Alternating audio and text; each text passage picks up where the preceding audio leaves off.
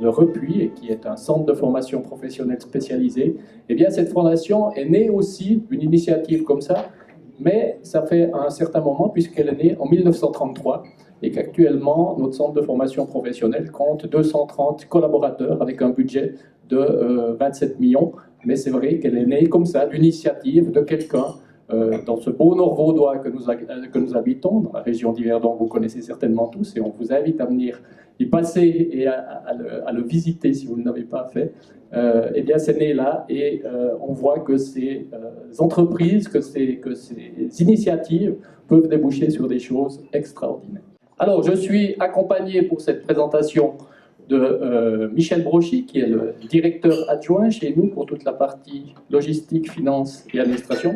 Et puis vous verrez dans cette présentation, eh bien, on va vous faire une petite présentation de photos et on est accompagné aussi par Natacha Soed, que je demande de se lever, qui est notre photographe officiel du Repuy. Et qui collabore avec nous depuis son apprentissage qu'elle a fait au Repuy chez nous et qui fait ça depuis 8 ans en tant qu'indépendante. Donc le défi pour notre centre de formation professionnelle spécialisée, eh bien, c'est la prise en charge d'à peu près 370 apprentis chaque année. Ce sont des apprentis qui ont une problématique de santé, qui proviennent de toute la Suisse romande et qui ont des difficultés d'apprentissage dues à cette problématique de santé et pour lesquels nous avons un magnifique site à disposition et où nous les formons. Alors, ces apprentis vont venir chez nous et puis ils vont faire une formation professionnelle. Une formation professionnelle qui a la particularité d'être totalement individualisée, c'est-à-dire que pour chaque apprenti, on va regarder en fonction de ses difficultés d'apprentissage, comment adapter notre formation, et c'est bien sûr des maîtres socio-professionnels qui vont les encadrer. Dans cette formation professionnelle, on a plusieurs concepts. On a pour les apprentis qui ont des difficultés cognitives importantes, les ateliers. On a 14 secteurs professionnels avec des ateliers dans le domaine du bâtiment, par exemple, menuiserie, maçonnerie, peinture en bâtiment, ferblanterie sanitaire. On a les ateliers ici, on voit l'atelier de la mécanique, où on fait de la mécanique industrielle. On a des ateliers de service, cuisine, restauration, intendance, entretien de bâtiment. Et on a aussi les ateliers des métiers verts, ce qui est paysagisme, horticulture et magasin de fleurs. On a bien sûr un outil de travail, il nous faut des machines, il nous faut des équipements, il faut des équipements qui soient suffisamment modernes pour lorsque nos apprentis sortent de formation, ils se retrouvent dans les entreprises avec des machines avec lesquelles ils ont travaillé. Et comme je le disais, nous sommes une fondation privée, donc nous devons financer tant nos machines que les locaux, et nous faisons ça par le biais de contrats de prestation avec des mandants tels que l'assurance invalidité ou le service de la prévoyance et de l'aide sociale. Et puis, par rapport à ça, on va investir et on va développer nos activités. On a une spécificité, nous avons des formations comme des CFC ou, vous connaissez peut-être un peu moins les AFP, l'attestation de formation professionnelle, qui sont des formations pour des jeunes en difficulté, et on a aussi des formations pratiques, c'est-à-dire pour des jeunes qui n'ont pas de capacité scolaire et pas de capacité pour faire un apprentissage qui est régi par la loi fédérale, et on va faire des formations pratiques.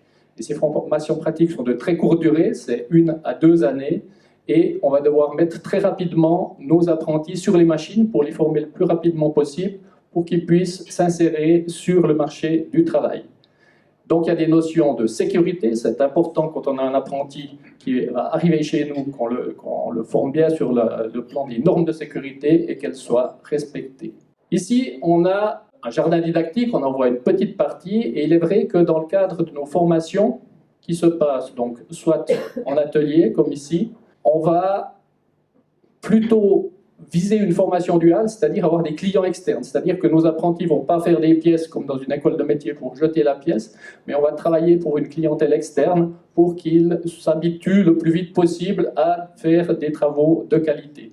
Et parfois, dans le cadre, par exemple, du paysagisme que nous voyons ici, il est difficile, vous imaginez bien, d'être sur un chantier extérieur, d'être chez un client et de laisser l'apprenti faire des erreurs de taille et de lui montrer 3 ans après comment l'arbre va pousser de manière fausse par rapport à l'erreur de taille qu'il a fait.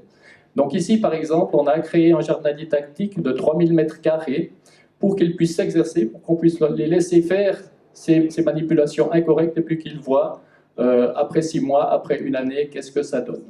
Dans les autres formations que nous avons, les autres concepts de formation, on a une formation partenariat entreprise, c'est-à-dire qu'on travaille avec des groupes, par exemple le groupe Migros, qui accueille nos apprentis avec un maître socio-professionnel pour 4-5 apprentis et on se forme dans le domaine de la vente. Donc ici, avec la Migros, on a des partenariats sur Yverdon, sur Crissier et sur Vevey. On travaille aussi avec le CHUV, il y a une représentante du CHUV ici.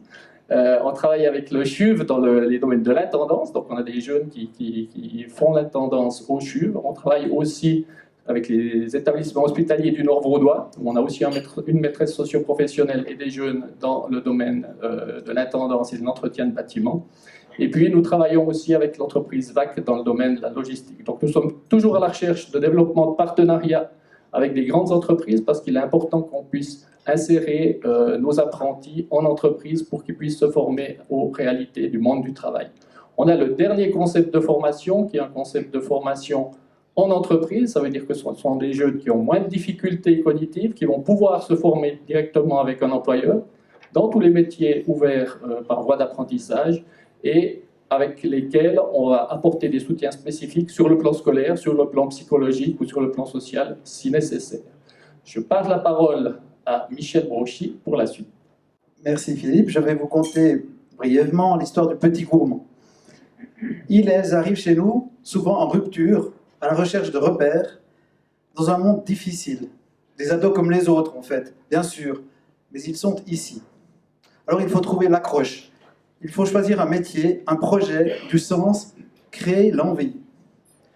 Le Petit Gourmand est un restaurant d'application qui permet à des jeunes d'apprendre le métier de la restauration et de la cuisine sous le regard bienveillant d'un moniteur socio-professionnel qui persévérera à transmettre son enthousiasme et créer chaque jour cette envie de se dépasser, de progresser, de prendre conscience. Pas facile. Aïe, aïe, aïe.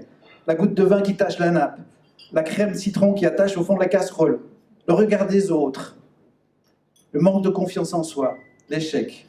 Ces soirs où l'on se dit qu'on n'y arrivera jamais, envie de tout arrêter, et toujours les blessures d'une vie déjà bien cabossée à 15, 16 ou 20 ans. Mais c'est un droit. On a le droit de se tromper, car on apprend de ses erreurs.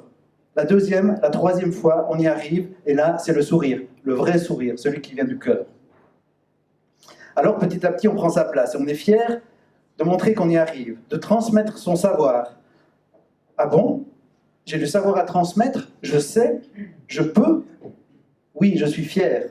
La qualité. Au Petit Gourmand, on sert le même menu qu'à la cafétéria. Mais on soigne la présentation, la finition.